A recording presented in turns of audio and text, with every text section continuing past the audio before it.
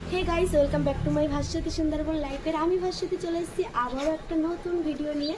তো ছোট্ট একটা মিনি ব্লগ শেয়ার করতে চলেছি। তো সংসারে টুকটাক কাজবাজ হয়ে যাচ্ছে, আর এখন অঙ্কিতা আর আমি যাব, একটা গ্রুপ খুলেছি, সেখান থেকে ছবি উঠতে আর টুকটাক কাজ করতে হবে, সেটাই তোমাদের সঙ্গে শেয়ার করবো। তো চল।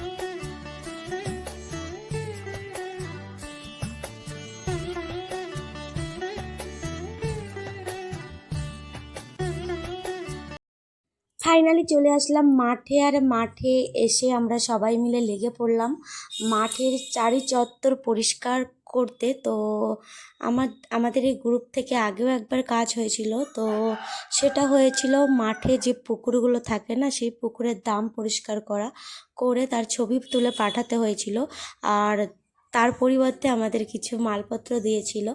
এবার আমাদের দ্বিতীয় কাজ হলো মানে কলের পাড় পরিষ্কার করা, তাছাড়াও আমাদের নদীর যে বাঁধ ভেঙে যায় সেখানে মাটি দেওয়া, তো মন্দিরের চারি চত্বর পরিষ্কার করা, স্কুলের চারিধার সেটাও পরিষ্কার করা। তো যে যেটা করতে পারে, তো আমরা বেছে নিয়েছি আমাদের বাড়ির পাশে এই মন্দিরে বেশি দিন না আগে নামগান হলো। তো মন্দিরের চারি চত্বরটাই দেখতেই পেয়েছো কি অবস্থা।